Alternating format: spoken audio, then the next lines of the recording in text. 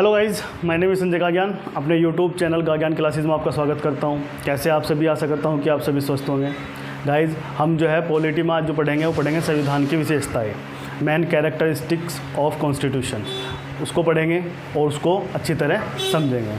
आपका चाहे UP police exam हो, दिल्ली पुलिस एग्ज़ाम हो, यूपी SSC पैट का एग्ज़ाम हो, उसमें ये टॉपिक से आपके 1 या 2 क्वेश्चन एग्ज़ाम में ज़रूर आते हैं। तो आज इनको अच्छी तरह से समझेंगे और अपनी वीडियो को स्टार्ट करते हैं। तो हमें पढ़ना है भारतीय संविधान की विशेषताएं। तो भारतीय संविधान की विशेषताएं होती क्या है? भारतीय संविधान की विशेषताएं वे होती है संविधान में ऐसी चीज़ें जो आपका बेसिक स्ट्रक्चर कहलाती है, मूल संरचना कहलाती है, और जिन बेसिक स्ट्रक्चर में अमेंडमेंट नहीं किया जा सकता, संशोधन नहीं किया जा सकता, वो आपकी क्या होती है? भारतीय संविधान की विशेषताएं होती है। आपका एक केस हुआ था केरल में, केशवानंद भारती बनाम केरल। 1973 में ये केस हुआ था और इसमें जो बैठे थे 13 सदस्यों के जजेस बैठे थे, एक पीठ थी 13 सदस्यों की। उन्होंने एक जजमेंट दिया था। उन्होंने जजमेंट ये दिया था कि कभी भी बेसिक स्ट्रक्चर में संशोधन नहीं हो सकता है। अब बात करते हैं वे विशेषताएं कौन कौन सी हैं, उन विशेषताओं को हम पढ़ेंगे। तो सबसे पहली जो विशेषता आएगी वो विशेषता आएगी लिखित और अलिखित संविधान, रिटिन एंड नॉन रिटिन कॉन्स्टिट्यूशन। हमें सभी पता है कि नॉन रिटिन कॉन्स्टिट्यूशन किसका है? यूनाइटेड किंगडम यानी कि ब्रिटेन का।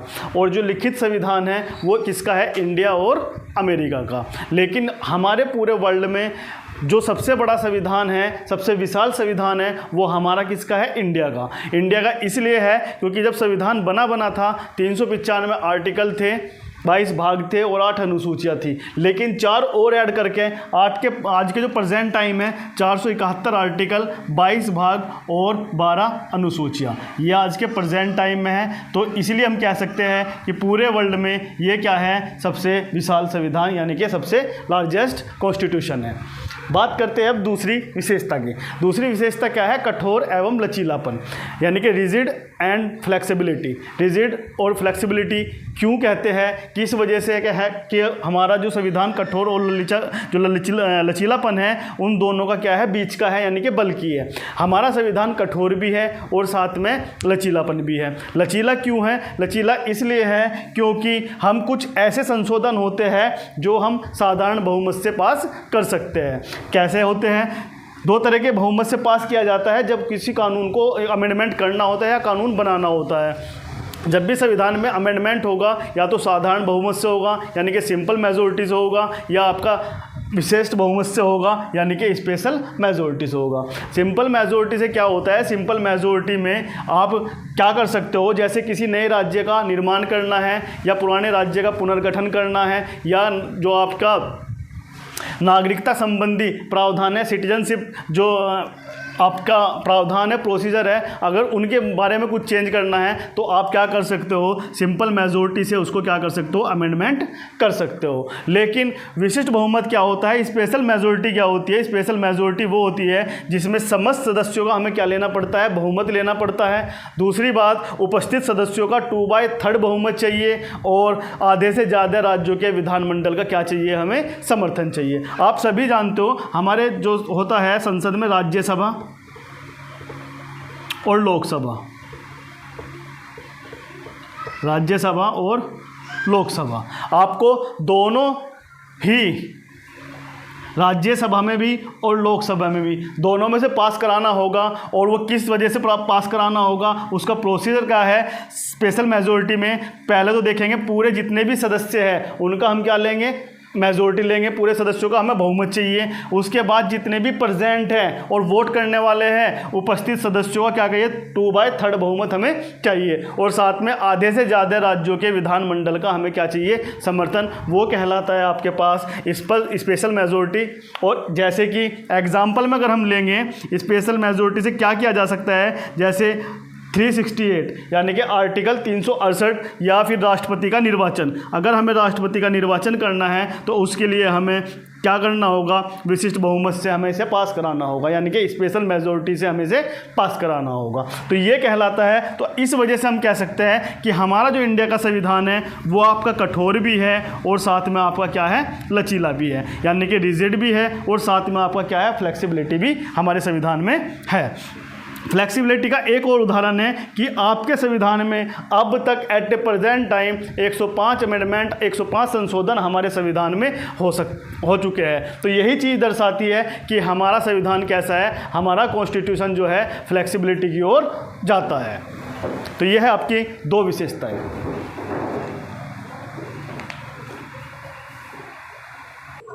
इसके बाद जो है तीसरी विशेषता क्या होगी? तीसरी विशेषता भारतीय संविधान की होगी एकात्मकता की ओर झुकाव के साथ संघीय व्यवस्था, यानी कि यूनिटरी और फेडरल। यूनिटरी और फेडरल क्या होता है इसको समझते हैं। एकात्मक व्यवस्था और आपकी संघीय व्यवस्था। संघीय व्यवस्था जो फेडरल होता है उसकी 6 प्रॉपर्टी होती है। 6 प्रॉपर्टी कौन कौन सी होती है? पहली प्रॉपर्टी जो होगी शक्तियों का विभाजन, यानी कि पावर डिवीज़न।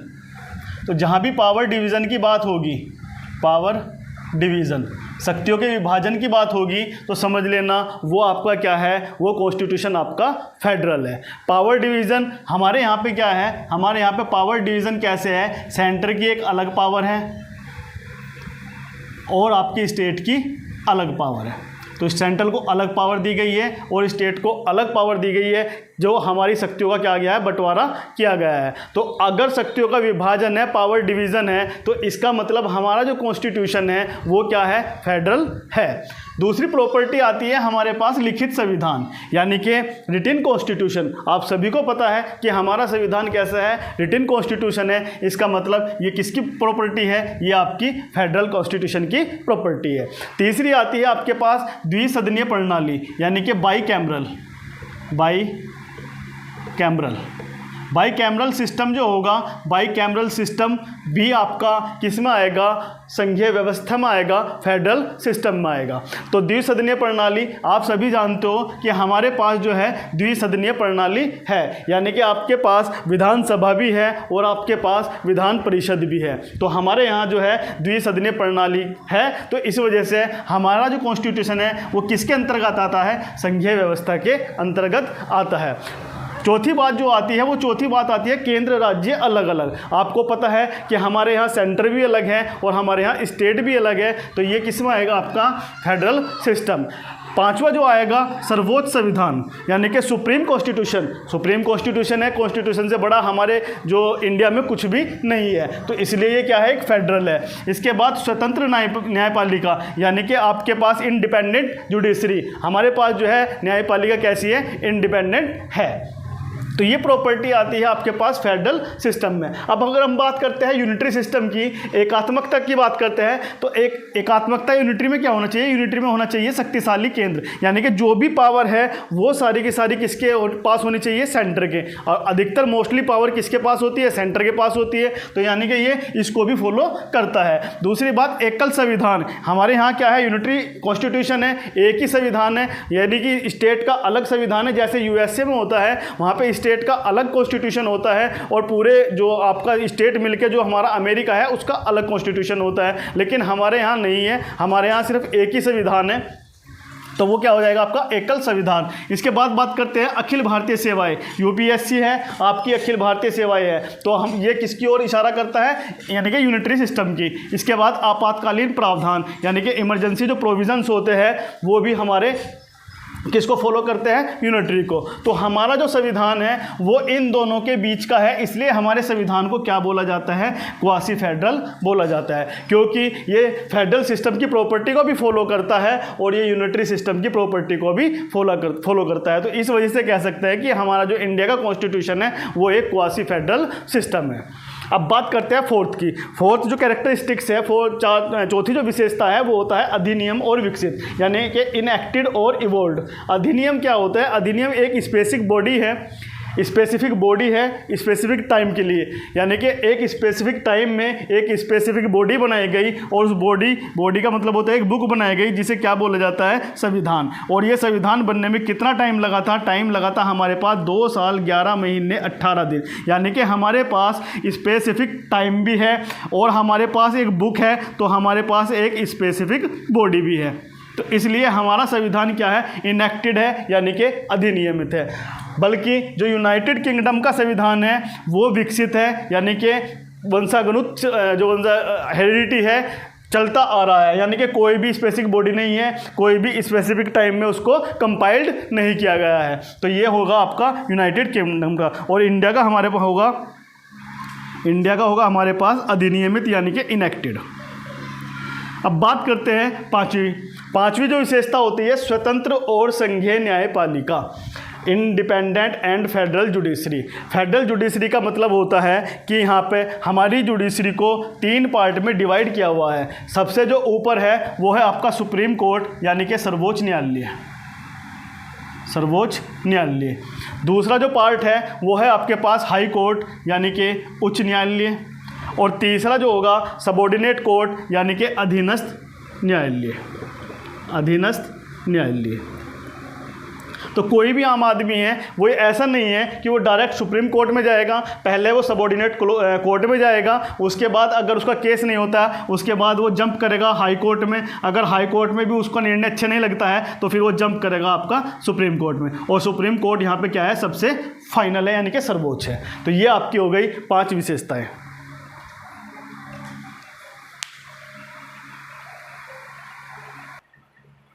इसके बाद जो आपकी छठी विशेषता है वो है आपकी मौलिक अधिकार यानी कि फंडामेंटल राइट।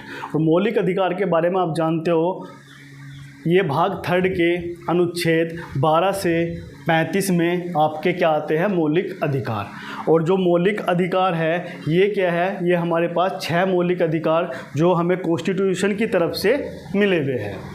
ये हमेशा क्या होते हैं, जस्टिकेबल होते हैं यानी कि वाद योग्य होते हैं। अगर किसी व्यक्ति के मौलिक अधिकारों को वायलेट किया जाता है तो वो वायलेंस के अगेंस्ट जो कहा जा सकता है वो जा सकता है सुप्रीम कोर्ट। और सुप्रीम कोर्ट अगर गवर्नमेंट या कोई भी किसी के मौलिक अधिकार फंडामेंटल राइट को वायलेट करता है तो नल एंड वॉइड उसको सुप्रीम कोर्ट कर देता है। तो अब हम देखते हैं कि 6 मौलिक अधिकार कौन कौन से हैं। और ये भी क्या है, भारतीय संविधान की विशेषताएं है, यानी कि ये एक बेसिक स्ट्रक्चर है कॉन्स्टिट्यूशन का जिसको अमेंडमेंट नहीं किया जा सकता। तो जो 6 मौलिक अधिकार है वे 6 मौलिक अधिकार हमारे कौन कौन से हैं, इसका एक अलग से चैप्टर है, तब पढ़ेंगे। अभी फ़िलहाल हम एक जानकारी ले रहे हैं कि विशेषताएं हमारे पास कौन कौन सी होती है। पहला जो मौलिक अधिकार है वो है आपके पास समानता का अधिकार, राइट टू इक्वलिटी। ये जो आता है आर्टिकल कौन से में आता है, अनुच्छेद आता है 14 से 18, यानी कि कौन से अनुच्छेद में आएगा, 14 से 18 में आएगा आपका समानता का अधिकार। डीपली पढ़ेंगे हम मौलिक अधिकार का, जब आप चैप्टर पढ़ोगे तब इसको हम पूरी डीपली पढ़ेंगे। इसके बाद दूसरा आता है आपका राइट टू फ्रीडम, स्वतंत्रता का अधिकार। ये आता है आपके पास अनुच्छेद 19 और 22 के बीच में। 19 और 22 हमारे कौन सा आता है, राइट टू फ्रीडम आता है यानी कि स्वतंत्रता का अधिकार। तीसरा अधिकार जो हमें मिला हुआ है वो है शोषण के विरुद्ध अधिकार, अगेंस्ट टू एक्सप्लॉयटेशन हमें राइट मिला हुआ है, यानी कि हम शोषण के विरुद्ध अपना हमारा एक अधिकार है कि हम शोषण के विरुद्ध अगर हमारा एक्सप्लॉयटेशन हो रहा है तो हम उसके खिलाफ सुप्रीम कोर्ट जा सकते हैं। इसके बाद धार्मिक स्वतंत्रता का अधिकार। और 5वां जो होगा हमारे पास धार्मिक स्वतंत्रता का अधिकार होगा 25 से लेके 28 अनुच्छेद में, 25 से लेके 28 अनुच्छेद में आएगा हमारे पास धार्मिक स्वतंत्रता का अधिकार। संस्कृति एवं शिक्षा संबंधी अधिकार, कल्चरल एंड एजुकेशन राइट जो हमें मिला हुआ है वो मिला हुआ है आर्टिकल 29 और 30 हमें मिला हुआ है संस्कृतियाँ शिक्षा संबंधी अधिकार। और छठा जो अधिकार मिला हुआ है वो आपका है संवैधानिक उपचारों का अधिकार, यानी कि कॉन्स्टिट्यूशनल रेमेडी। संवैधानिक उपचारों का अधिकार आर्टिकल 32, ये आपको याद करना है क्योंकि अगर हमारे जो मौलिक अधिकार है फंडामेंटल राइट है वे वायलेट होते हैं तो हम किसके तहत सुप्रीम कोर्ट जा सकते हैं, हम आर्टिकल 32 के तहत। यानी कि जो छठा हमारा मौलिक अधिकार है वो यही बात करता है कि अगर आपका कोई भी मौलिक अधिकार वायलेट होता है तो आर्टिकल 32 के तहत संवैधानिक उपचारों के अधिकार के तहत आप कहाँ पे जा सकते हो, आप जो है सुप्रीम कोर्ट जा सकते हो। और सुप्रीम कोर्ट इनको बचाने के लिए आदेश पारित करता है, आदेश देता है, और उन आदेश को कहा जाता है रिट। क्या कहा जाता है, रिट। तो हमारी जो रीट है वो 6 तरह की रीट होती है। पहली होती है रीट हमारे पास बंदी प्रत्यक्षीकरण। पहली जो रीट होगी वो कौन सी होगी रीट हमारे पास? बंदी प्रत्यक्षीकरण, यानी कि habeas corpus. Habeas corpus detail wise पढ़ेंगे जब मौलिक अधिकार का हम चैप्टर पढ़ेंगे। दूसरी जो रीट आती है वो आती है हमारे पास परमादेश, यानी कि मैंडामस। तीसरी जो रीट आएगी हमारे पास वो आएगी निषेध आदेश, यानी कि प्रोहिबिशन। और चौथी जो रीट आएगी हमारे पास अधिकार परीक्षा, यानी कि क्यू वारंटो। और पांचवी जो रीट आएगी वो आएगी आपके पास उत्प्रेक्षण रीट, यानी कि सर्चुरी। तो इस तरह जो सुप्रीम कोर्ट हमारे मौलिक अधिकारों को बचाने के लिए 6 रिट का आदेश देती है, 6 रिट करती है, वो कौन सी है? Habeas corpus, mandamus, prohibition, quo warranto और आपके पास सर्चुरी।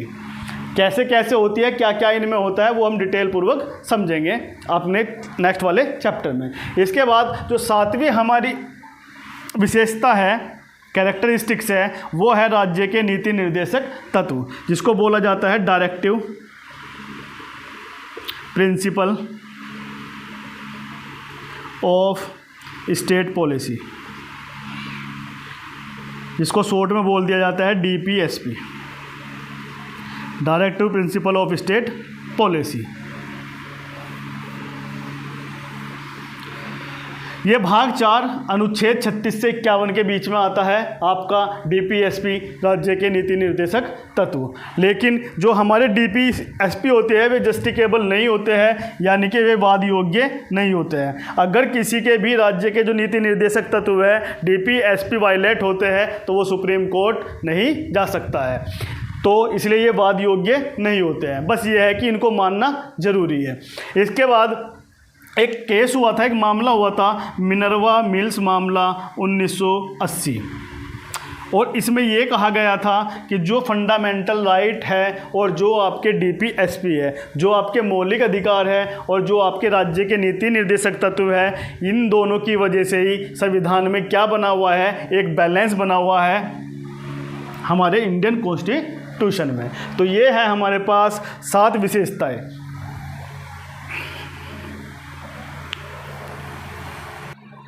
इसकी जो 8वीं विशेषता होगी, 8वीं विशेषता होगी आपके पास मौलिक कर्तव्य, यानी कि फंडामेंटल ड्यूटी। मौलिक कर्तव्य को बोला जाता है फंडामेंटल ड्यूटी, फंडामेंटल ड्यूटी। स्वर्ण सिंह समिति की सिफारिश पर, इसकी रिकमेंडेशन पर, किसकी रिकमेंडेशन पर? स्वर्ण सिंह समिति। एक संशोधन हुआ था और वो संशोधन था आपका 42वां संविधान संशोधन,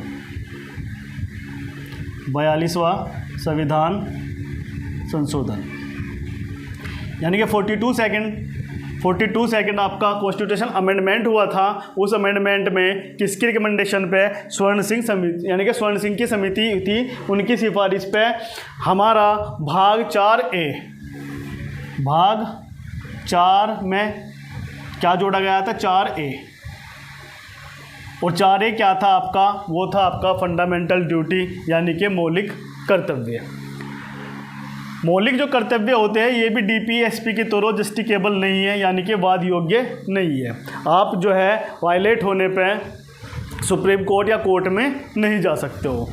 दूसरी बात, एक और कॉन्स्टिट्यूशन अमेंडमेंट हुआ था 86, तो 86वां एक संविधान संशोधन हुआ था, वो हुआ था 2002 में।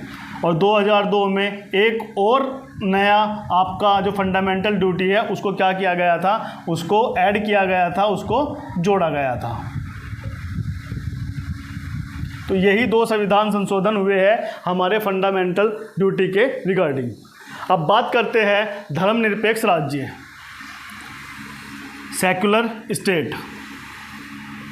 धर्मनिरपेक्ष राज्य में क्या होता है? धर्मनिरपेक्ष राज्य वो होता है कि राज्य का कोई भी धर्म नहीं होगा। यहाँ राज्य से जो मतलब है वो आपका किससे है? सेंटर से, यानी कि पूरा जो इंडिया है उस राज्य से, क्योंकि हमारा जो देश है वो क्या है? राज्यों का संघ है, तो हम सेंटर को ही क्या बोलते हैं? राज्य। तो यहाँ पे जो है ये कहा गया है स्टेटमेंट कि राज्यों का कोई भी धर्म नहीं होगा। और दूसरा स्टेटमेंट क्या कहा गया है? दूसरा स्टेटमेंट कहा गया है कि सभी धर्म क्या होंगे? यहाँ पे समान होंगे। सभी धर्म कैसे होंगे? यहाँ पे समान होंगे, किसी भी धर्म के साथ कोई भी भेदभाव नहीं होगा। एक और कॉन्स्टिट्यूशन अमेंडमेंट हुआ था, वो हुआ था 1976 में, 42वें संविधान संशोधन में।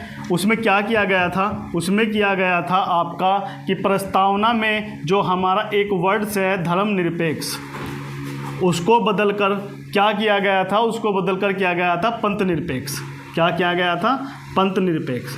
तो अगर एग्ज़ाम में क्वेश्चन आ जाए कि कौन से संविधान संशोधन में धर्मनिरपेक्ष की जगह पंथ निरपेक्ष को जोड़ा गया, या ये भी आ सकता है कि 42वें संविधान संशोधन में धर्मनिरपेक्ष की जगह किस वर्ड को जोड़ा गया था? वो वर्ड जोड़ा गया था आपका पंथ निरपेक्ष। यानी कि पंथ निरपेक्ष का मतलब क्या होता है? पंथ निरपेक्ष का मतलब होता है कि राज्य किसी भी पंथ, जाति, संप्रदाय, इनके साथ कोई भी भेदभाव नहीं करेगा। किसी भी पंथ, जाति या संप्रदाय के बीच कोई भी भेदभाव नहीं किया जाएगा। इस पंथ निरपेक्ष का यही मीन्स है। अब बात करते हैं सार्वभौमिक वयस्क मताधिकार, एडल्ट फ्रेंचाइज वोटिंग। सार्वभौमिक वयस्क मताधिकार क्या होता है कि आपका एक संशोधन हुआ था, और वो संशोधन जो हुआ था, कॉन्स्टिट्यूशन अमेंडमेंट हुआ था, वो हुआ था 61वां, और 61वां संविधान संशोधन हुआ था 1988 में। जिसमें क्या किया गया था? जिसमें किया गया था पहले वोट डालने की जो उम्र थी, जो एज थी, वो आपकी 21 वर्ष थी, उसको घटा के 61वें संविधान संशोधन 1988 में 18 वर्ष कर दी गई। तो यहाँ से जो क्या कर दिया, डिक्रीज़ कर दिया एज को, और कितना डिक्रीज़ कर दिया? 21 से कर दिया आपका 18 वर्ष। कौन से संविधान संशोधन से? 61वें संविधान संशोधन 1988 से। अब बात करते हैं स्वतंत्र, जो आपका स्वतंत्र निकाय है, इंडिपेंडेंट बॉडी है। कौन कौन सी इंडिपेंडेंट बॉडी है? जैसे आपके पास इलेक्शन कमीशन एक इंडिपेंडेंट बॉडी है, जैसे आपके पास कैग है, वो एक इंडिपेंडेंट बॉडी है, जैसे आपके पास यूपीएससी है, स्टेट पब्लिक सर्विस कमीशन, या यूनियन पब्लिक सर्विस कमीशन, या होता है आपका स्टेट पब्लिक सर्विस कमीशन। तो ईडीसी यानी कि ये क्या होती है? ये आपकी इंडिपेंडेंट बॉडी होती है। अब आता है जो 12वीं विशेषता है, वो है आपके पास आपातकालीन प्रावधान, यानी कि इमरजेंसी प्रोविज़न। इमरजेंसी जो प्रोविज़न्स है वो आपके 3 तरह के होते हैं। पहला इमरजेंसी प्रोविज़न होगा जो आपका राष्ट्रीय आपातकाल, यानी कि जिसे बोला जाता है नेशनल इमरजेंसी। ये कब लगाई जाती है? जब किसी बाहर देश के साथ क्या होता है, युद्ध होता है, तो उस दौरान हम क्या लगा सकते हैं? उस दौरान क्या लगाई जाती है? उस दौरान लगाई जाती है नेशनल इमरजेंसी, यानी कि राष्ट्रीय आपातकाल। दूसरी बात करते हैं हम राष्ट्रपति शासन। राष्ट्रपति शासन जब किसी राज्य में लगाया जाता है, वो तब लगाया जाता है जब वहाँ की गवर्नमेंट कॉन्स्टिट्यूशन के नियमों का पालन नहीं करती है, उल्लंघन करती है, तो वहाँ पे क्या लगाया जाता है? राष्ट्रपति शासन। और बात करते हैं वित्तीय आपातकाल। ये 3 तरह की आपकी इमरजेंसी होती है, और ये कौन कौन से आर्टिकल में होती है? इसे याद करने के लिए सिर्फ एक ही याद रखनी है, वो कौन सी है? आपके पास 352। कौन सी याद रखनी है? 352। 4 ऐड कर दो, 352 में 4 जोड़ेंगे तो कितना हो जाएगा? 356 और 360। तो आर्टिकल 352 के तहत कौन सा होगा? राष्ट्रीय आपातकाल, यानी कि नेशनल इमरजेंसी। 356 के अंतर्गत कौन सा होगा? राष्ट्रपति शासन, प्रेसिडेंट रूल। और वित्तीय आपातकाल, फाइनेंस इमरजेंसी जो होगी, वो होगी आपके पास आर्टिकल 360। तो 4 जोड़ देंगे तो इस तरह हमारा क्या बन जाएगा? राष्ट्रीय आपातकाल, राष्ट्रपति शासन, और आपके पास क्या बन जाएगा? वित्तीय आपातकाल।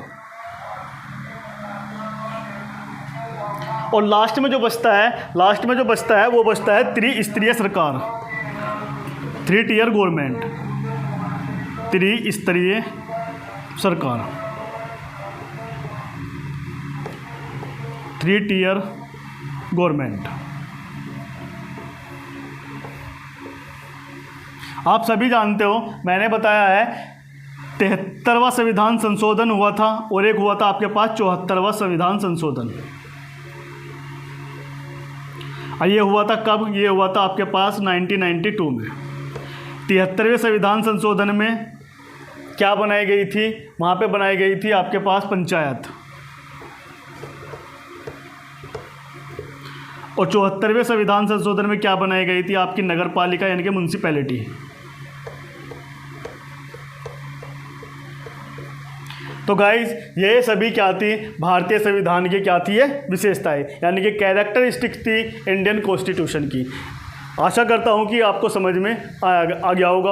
और आज मैं लिख के इसलिए लाया था क्योंकि टाइम बचाने के लिए वीडियो ज़्यादा लंबी हो जाती है, इसलिए मैंने ऑलरेडी यहाँ पे लिख के आपको समझाया है। अगर आपको अच्छी तरह समझ में आया होगा तो प्लीज़ वीडियो को लाइक शेयर सब्सक्राइब जरूर कीजिए। पढ़ते रहिए। मिलते हैं नेक्स्ट वीडियो में, और नेक्स्ट वीडियो में पढ़ेंगे हम क्या क्या किन किन सोर्सों से हम इंडियन कॉन्स्टिट्यूशन में क्या क्या लिया गया है, वे सारे सोर्सेज हम नेक्स्ट वीडियो में पढ़ेंगे। तो पढ़ते रहिए, अपना ध्यान रखिए। Take care, bye bye.